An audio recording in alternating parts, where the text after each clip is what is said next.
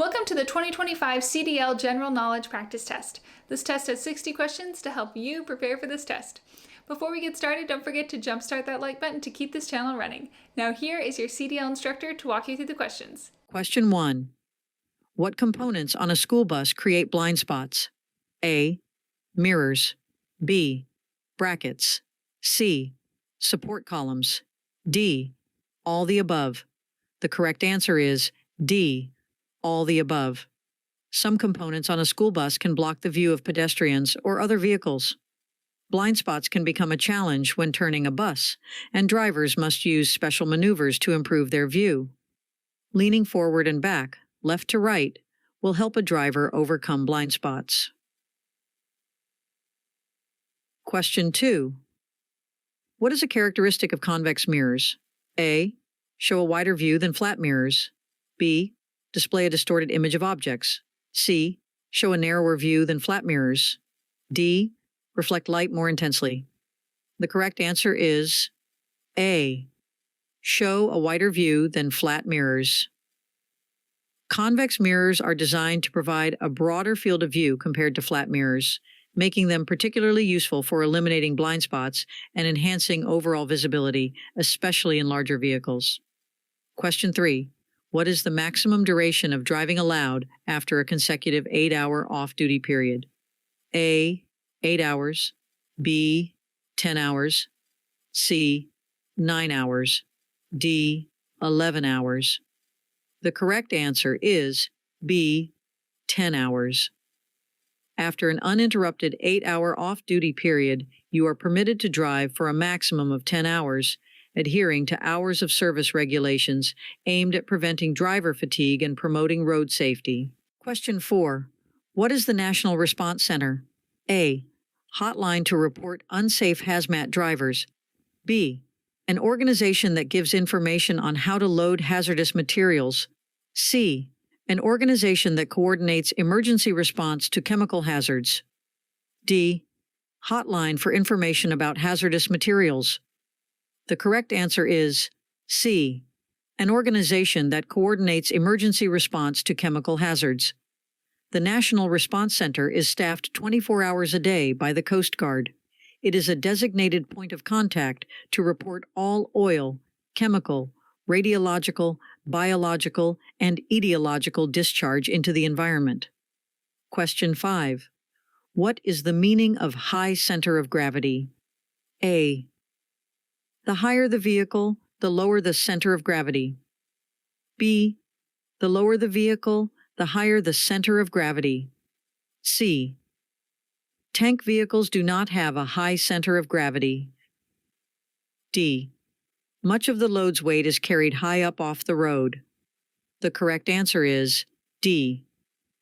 Much of the load's weight is carried high up off the road. High center of gravity means that most of the vehicle's weight is carried high off the road. As a result, rollover is especially easy if the vehicle is not maneuvered correctly. Question 6. A tanker endorsement is needed if your vehicle A. Requires a Class A, B, and D license. B. Has an aggregated weight of 115 gallons of liquid or liquid gas. C. Is transporting any hazardous medical waste. D. Is hauling liquid gas in a tank with an individual rated capacity of 120 gallons. The correct answer is D. Is hauling liquid gas in a tank with an individual rated capacity of 120 gallons. A tank endorsement is required if your vehicle needs a Class A or B CDL and you want to haul a liquid or liquid gas in a tank, or tanks having an individual rated capacity of more than 119 gallons. Question 7. What kind of tanks have bulkheads with holes for liquid to flow through? A. Smoothbores. B. Bulkheads. C. Baffled liquid tanks. D. Liquid tanker. The correct answer is C. Baffled liquid tanks. Baffled liquid tanks allow liquid to flow through using bulkheads with holes. The bulkheads control the back and forth and side-to-side liquid surge. Question 8. What does the term pull-up refer to in the context of driving? A. Adjusting your side mirrors. B. Increasing your speed on a highway. C. Repositioning of your vehicle when backing. D. Coming to a complete stop at an intersection. The correct answer is C. Repositioning of your vehicle when backing. A pull-up refers to the action of repositioning your vehicle while backing up. This maneuver can help you improve your angle and visibility, making it easier to successfully complete the backing maneuver and avoid obstacles. Question 9. At what level of blood alcohol concentration, BAC, can you be subject to being placed out of service? A. Below 0.02%. B. Exactly 0.08%. C. Above 0.05%. D. Any amount detectable. The correct answer is D. Any amount detectable. You can be placed out of service if there is any amount of detectable alcohol in your system, highlighting the strict zero-tolerance policy for alcohol consumption while operating a commercial vehicle. Question 10. You must have a DCL to operate. A. Any single vehicle with a gross vehicle weight rating, GVWR, of 26,001 pounds or more. B. A combination vehicle with a gross combination weight rating, GCWR, of 26,001 or more pounds, provided the GVWR of the vehicles being towed is more than 10,000 pounds. C. A vehicle designed to transport 16 or more passengers, including the driver. D. Any size vehicle which requires hazardous material placards or is carrying material listed as a select agent or toxin in 42 CFR, Part 73. Hazardous material endorsement. E. All of the above. The correct answer is E. All of the above. All of the above verbatim, including federal regulations through the Department of Homeland Security, requires a background check and fingerprinting for the hazardous materials endorsement. Question 11. Which of the following situations can lead to a skid? A. Oversteering. B. Adequate following distance. C. Gradual acceleration. D. Proper tire inflation. The correct answer is A. Oversteering. Oversteering occurs when a driver turns the steering wheel too sharply or abruptly, causing the vehicle to lose traction and potentially skid. This can happen if the driver reacts too harshly to a sudden change in direction or road condition, leading to a loss of control. Question 12. What is the main advantage of backing toward the driver's side? A. It's easier to steer. B. Because you can see better. C. It's a faster maneuver. D. It conserves fuel. The correct answer is B. Because you can see better. Choosing to back toward the driver's side is recommended because you can see better during the maneuver. This enhanced visibility helps you have a clearer view of potential obstacles, making the backing process safer and more controlled. Question 13. Anyone attending to a parked placarded vehicle must remain within blank of the vehicle. A. 75 feet. B. 25 feet. C. 100 feet. D. 50 feet. The correct answer is C. 100 feet. A person who is attending to a parked vehicle must be within 100 feet with a clear view. The person attending must also know what procedures are in place in the event of an emergency and be able to move the vehicles if needed. Question 14. What is a measure you can take at an accident scene to avert another potential collision? A. Put out flares. B. Collect personal information from witnesses. C. Offer medical assistance. D. Take photographs for insurance purposes. The correct answer is A. Put out flares. Placing flares at an accident scene helps warn other drivers of the potential hazard, reducing the risk of additional accidents by providing advance notice and improving visibility of the situation ahead. Question 15. Should you release air from overheated tires to restore normal pressure? A. True. B. False. C. Sometimes. D. only during winter months. The correct answer is B, false. Releasing air from hot tires to lower pressure is not recommended. As tires heat up during driving, their pressure naturally increases, and releasing air can lead to underinflation, affecting vehicle stability, fuel efficiency, and tire wear. Question 16. Which of the following statements regarding downshifting is accurate? A. Downshifting is only necessary for steep hills. B. Downshifting should only be done during acceleration. C. When you downshift for a curve, you should do so before you enter the curve. D. Downshifting is primarily used for fuel efficiency. The correct answer is C. When you downshift for a curve, you should do so before you enter the curve.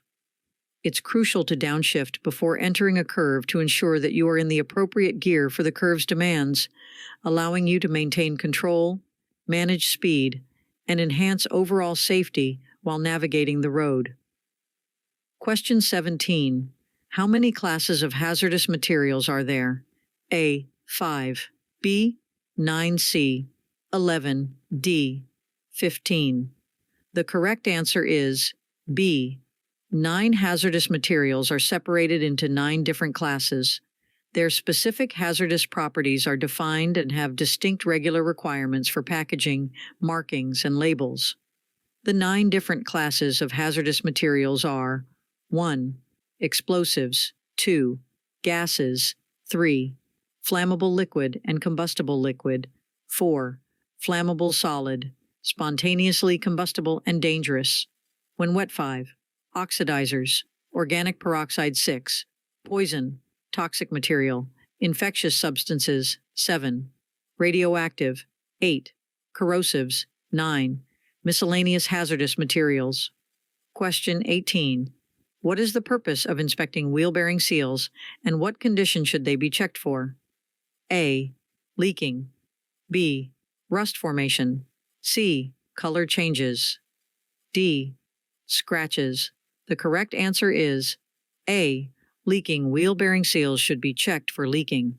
Leaking seals can lead to contamination of the wheel bearings, potentially causing premature wear and failure of the bearings, which can compromise the vehicle's safety and performance. Question 19. What is the result when a tire experiences a blowout while traveling at highway speed? A. The vehicle will automatically steer to the side of the road. B. You will feel a vibration. C. The vehicle will immediately come to a complete stop. D. The steering wheel will become easier to turn. The correct answer is B. You will feel a vibration. When a tire blows out at highway speed, you will experience a noticeable vibration in the vehicle due to the sudden loss of tire pressure and compromised stability. Maintaining control of the vehicle becomes more challenging, and it's crucial to react appropriately to ensure safety. Question 20. Is it safe to remove the radiator cap as long as the engine is not overheated? A. True. B. False. C. Only in cold weather. D.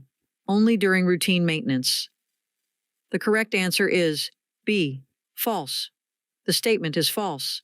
Even if the engine is not overheated, removing the radiator cap can be dangerous due to the pressure buildup in the cooling system.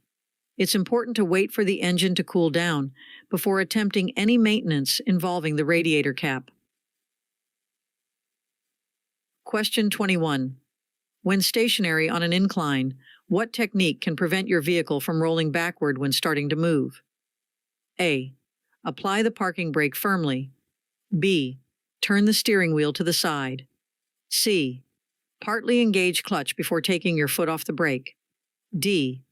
Shift into neutral and coast downhill. The correct answer is C. Partly engage clutch before taking your foot off the brake. To prevent your vehicle from rolling back on a hill, it's important to partly engage the clutch before releasing the brake pedal. This technique allows you to smoothly transfer power to the wheels while minimizing the risk of rolling backward, providing better control during hill starts. Question 22. Among these options, which combination cannot be simultaneously checked? A. Fuel gauge, oil pressure, and tire pressure. B. Brake lights, four-way flashers, and turn signals. C. Speedometer, odometer, and trip meter. D. Temperature gauge, voltmeter, and air pressure. The correct answer is B. Brake lights, four-way flashers, and turn signals. Brake lights, four-way flashers, and turn signals are external indicators that require different actions to observe their proper function. While you can easily glance at the fuel gauge, oil pressure, and tire pressure simultaneously, checking the mentioned lights and signals necessitates separate actions. Question 23. In addition to keeping the cargo close to the floor, what other action can a driver take to prevent a rollover? A. Accelerate quickly on turns. B. Apply the brakes abruptly on turns. C. Go slow around turns. D. Avoid using the horn on turns. The correct answer is C. Go slow around turns. To prevent a rollover, drivers should prioritize going slow around turns, allowing for better stability, reduced risk of tipping, and safer maneuvering, especially when transporting heavy or bulky loads. Question 24. What are 3 cargo-related responsibilities of drivers? A. Checking tire pressure, cleaning windows, adjusting mirrors. B. Refueling the vehicle, selecting music, adjusting seat position. C.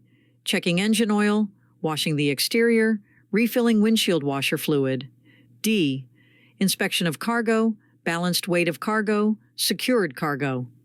The correct answer is D. Inspection of cargo, balanced weight of cargo, secured cargo. Drivers are responsible for ensuring the inspection of cargo, maintaining a balanced weight distribution of the cargo, and properly securing the load. These measures help promote safety, stability, and compliance with regulations during transportation. Question 25. What is the least number of tie-downs required for securing any flatbed load? A. 1. B. 2. C. 4. D. 3. The correct answer is B. 2. To ensure proper load stability and safety, a minimum of 2 tie-downs is necessary for securing any type of flatbed load. This helps prevent shifting or movement during transportation. Question 26. What is one fundamental purpose of placing a cover over cargo on an open road? A. Enhance vehicle aesthetics. B. Reduce road noise. C. Protect the cargo from weather. D. Improve fuel efficiency. The correct answer is C. Protect the cargo from weather. One primary reason for covering cargo on an open road is to shield it from various weather conditions, ensuring that the load remains intact and undamaged during transportation. Question 27. What is the danger zone around a school bus? A. 10 feet around the bus. B. Near the tires. C. In front of the bus. D. The rear of the bus. The correct answer is A. 10 feet around the bus.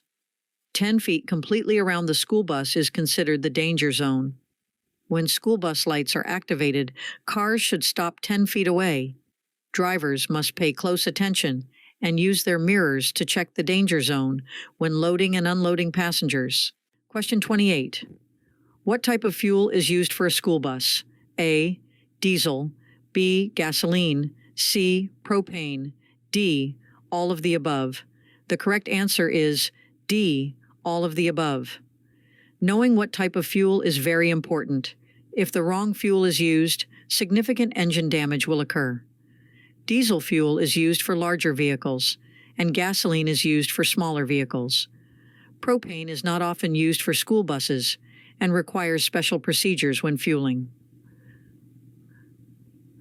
Question 29. Do retarders prevent skidding on slippery roads? True or false? A. True.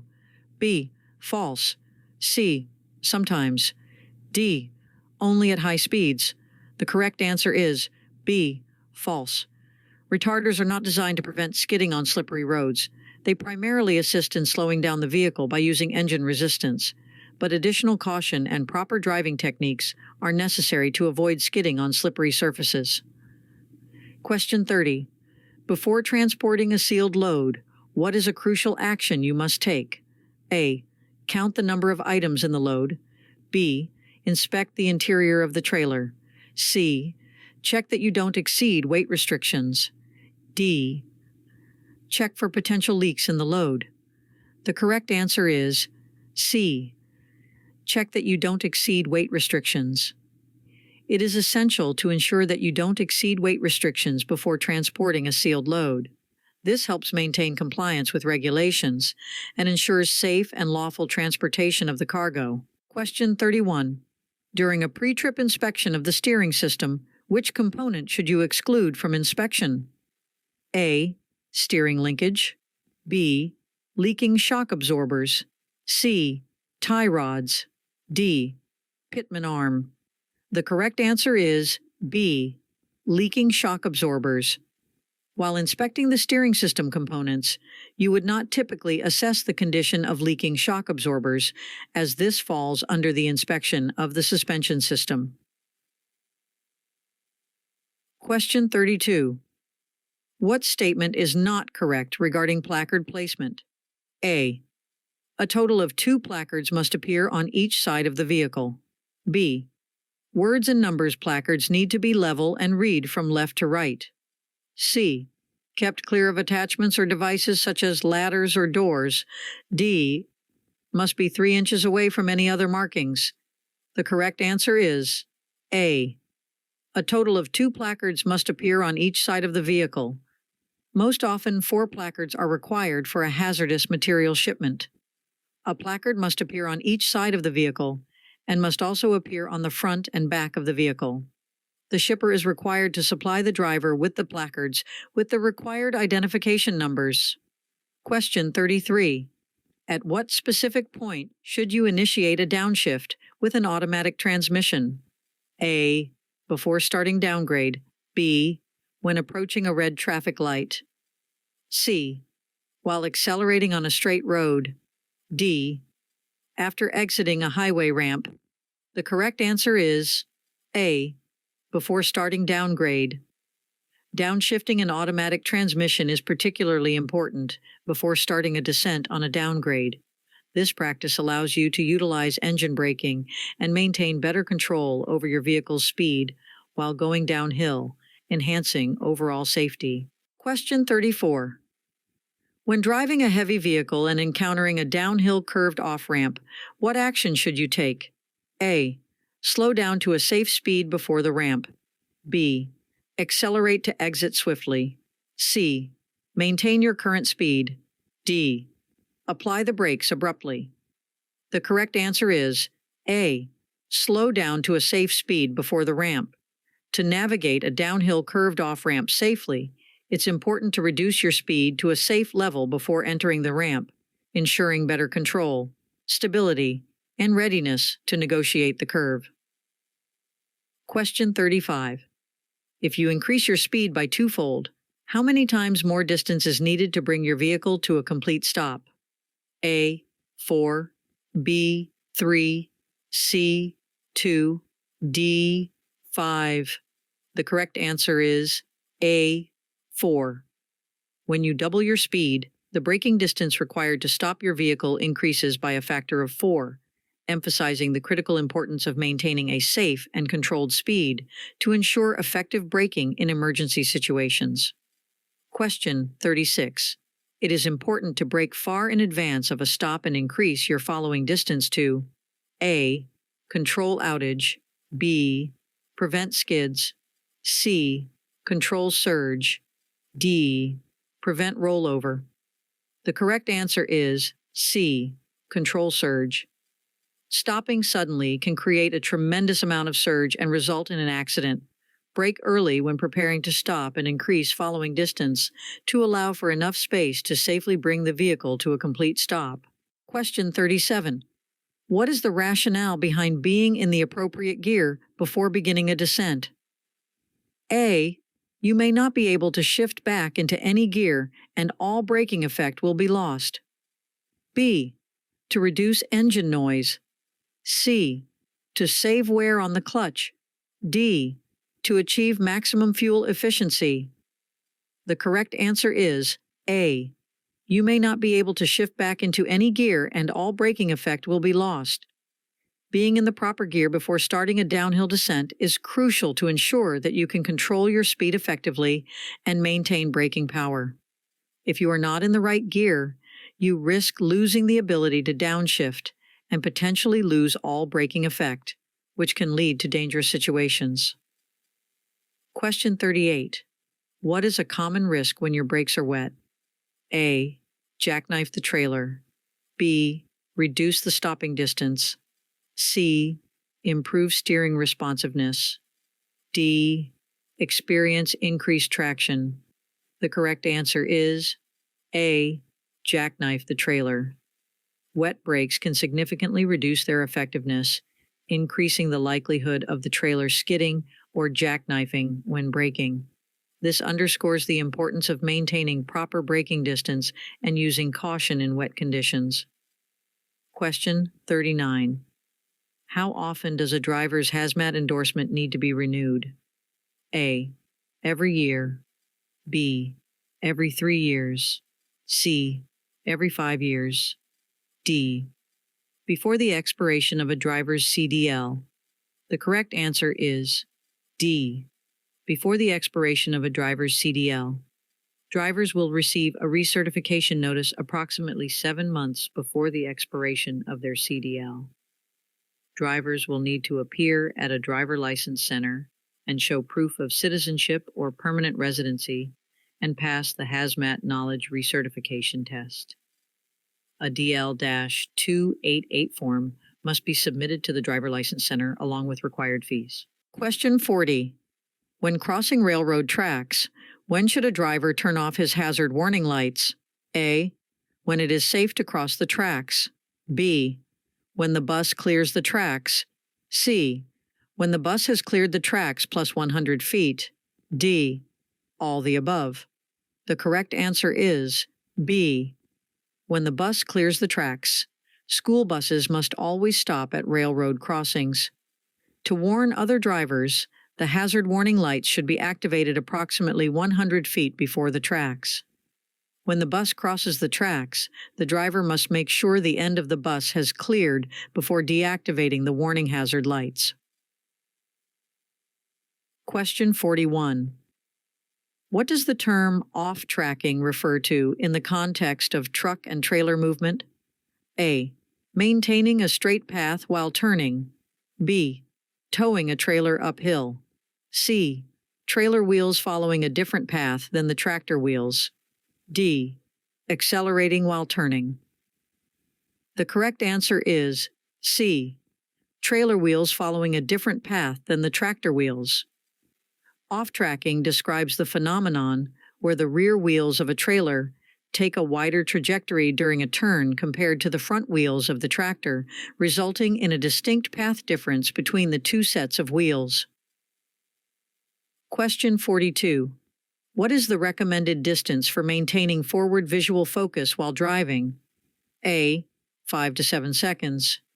B. 8 to 10 seconds. C. 18 to 20 seconds. D. 12 to 15 seconds. The correct answer is D. 12 to 15 seconds. To ensure proactive and safe driving, it's advised to look 12 to 15 seconds ahead on the road.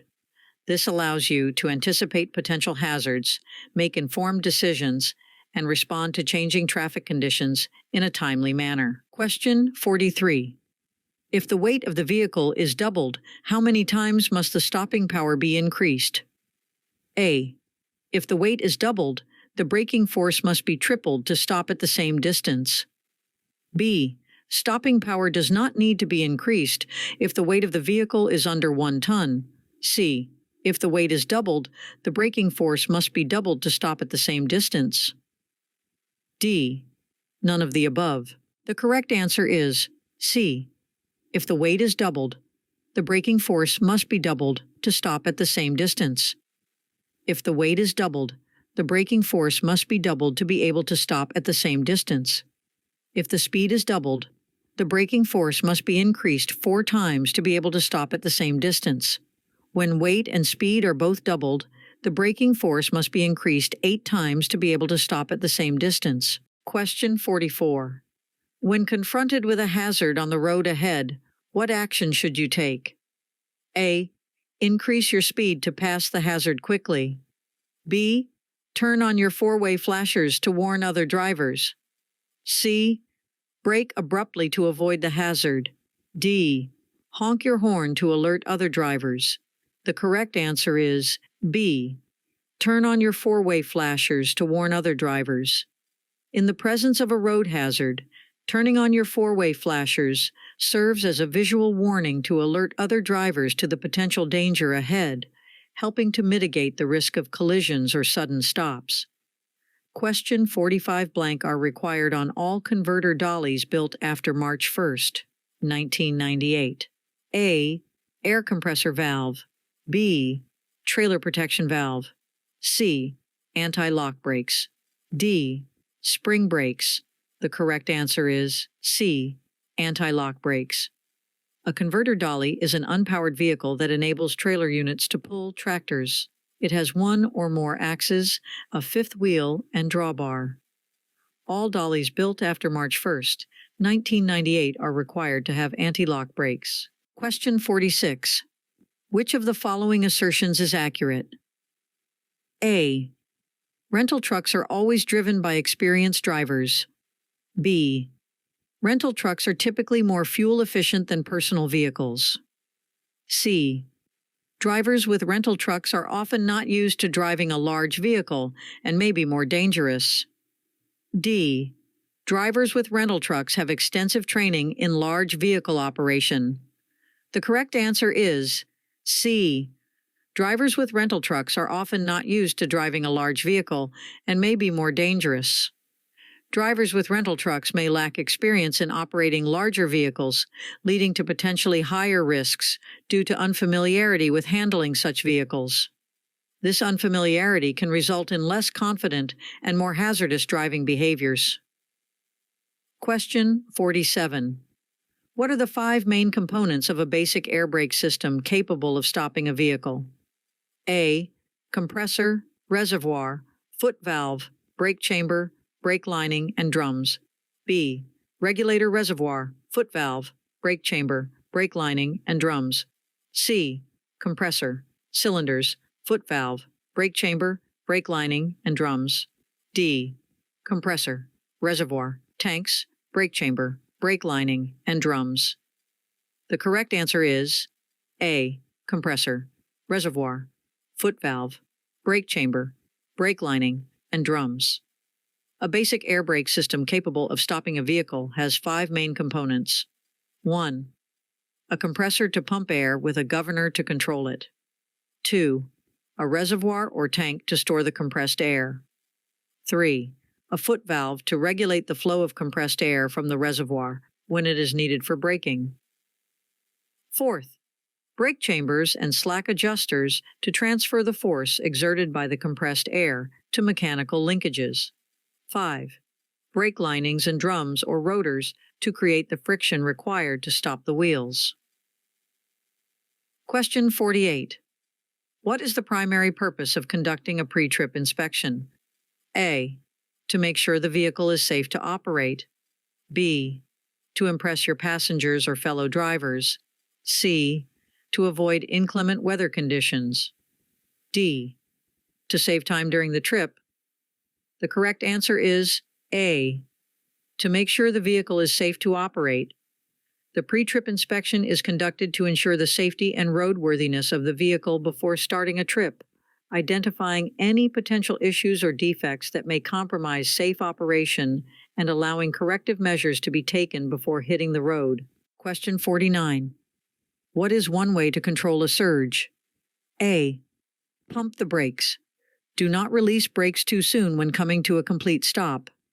B. Use stab braking before coming to a complete stop. Use a low gear to help slow the vehicle down. C.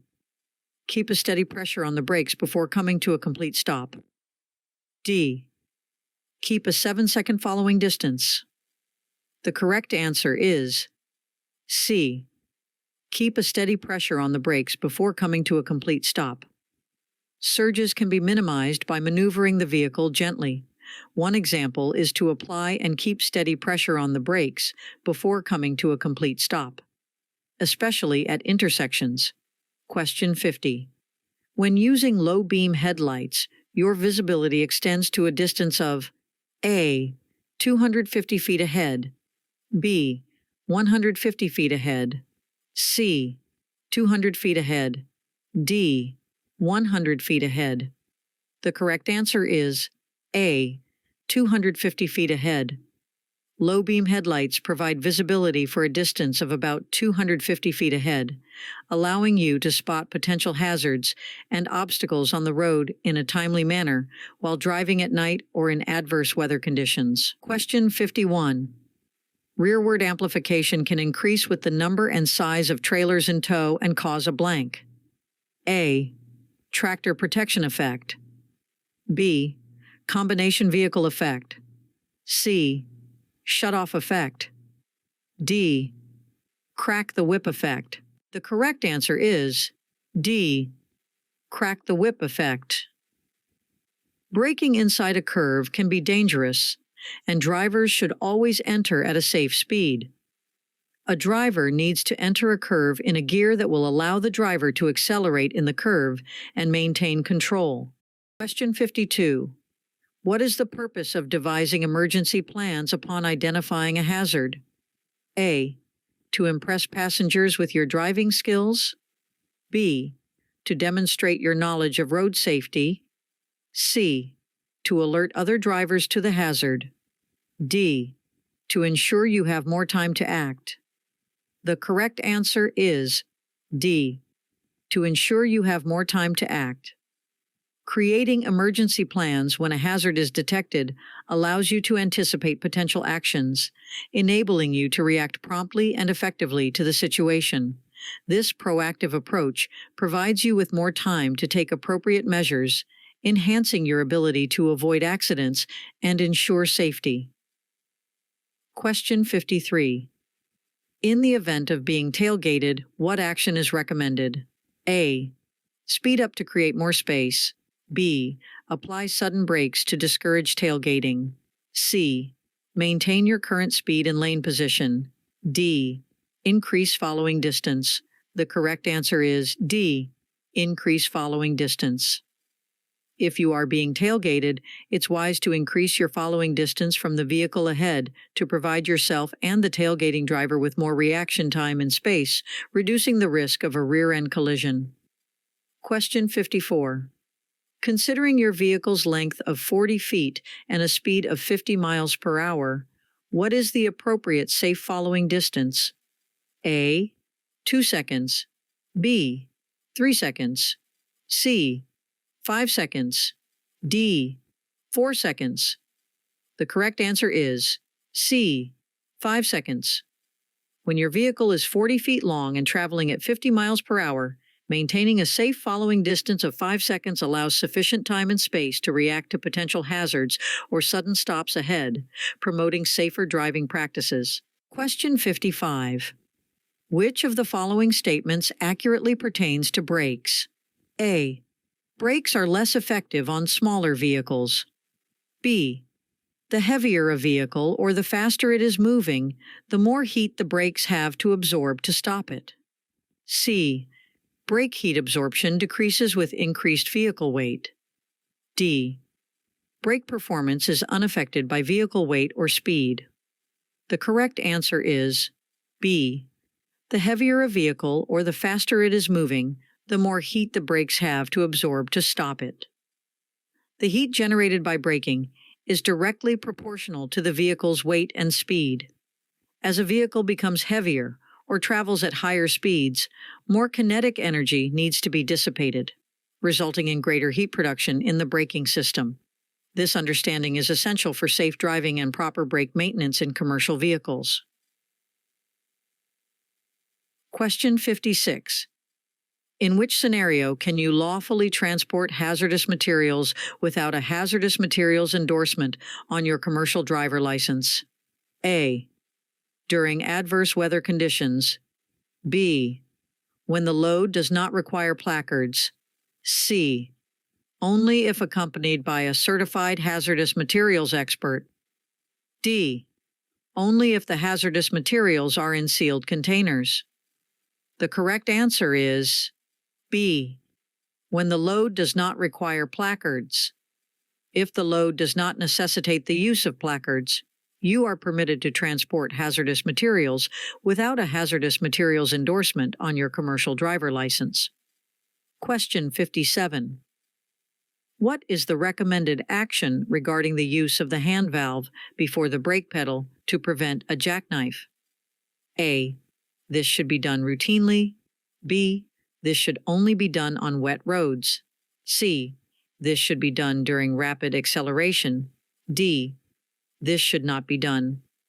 The correct answer is D. This should not be done. Engaging the hand valve before the brake pedal to prevent a jackknife is not a recommended practice, as it can lead to loss of steering control and exacerbate the situation. Question 58. What is required to become a school bus driver? A. 14 hours of classroom instruction. B. Pass a commercial general knowledge test. C. 6 hours of in-bus training. D. All the above.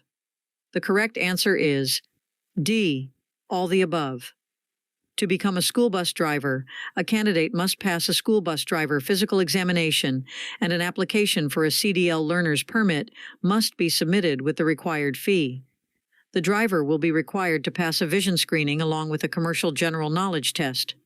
In addition, the driver must also pass a passenger endorsement test, school bus endorsement test, and air brakes test, if applicable. The candidate is required to complete 14 hours of classroom training and 6 hours of in-bus training. Following training, a candidate must pass a road test, including a pre-trip, basic maneuvers, and an on-the-road test. Question 59. What does a driver need to do to get a passenger endorsement on their CDL? A. Pass a knowledge test on driving safely, transporting cargo, and transporting passengers. B. Pass a skills test for the class of vehicle they will be driving. C. Pass a knowledge test on air brakes if applicable. D. All the above. The correct answer is D. All the above. Drivers who want to drive a Class A, B, or C bus must obtain a passenger endorsement on their CDL. A driver will need to answer a wide range of questions regarding vehicle inspections, driving in adverse weather conditions, all aspects of transporting cargo, passenger safety, and more. Question 60. What is the purpose of bridge formulas? A. Determine the maximum speed limit on bridges. B. Permit less maximum axle weight for axles that are closer together. C. Estimate the average lifespan of a bridge. D. Calculate the toll fees for bridge crossings. The correct answer is B. Permit less maximum axle weight for axles that are closer together. Bridge formulas are established to ensure that vehicles with axles that are closer together are subject to lower maximum axle weight limits. This helps distribute the weight more evenly and prevents excessive strain on bridges, promoting their structural integrity and safety. Hope you enjoyed this video. If you still need more practice, then check out these videos or click the first link in the description to get your cheat sheet, which will help you pass your CDL exam on your first try.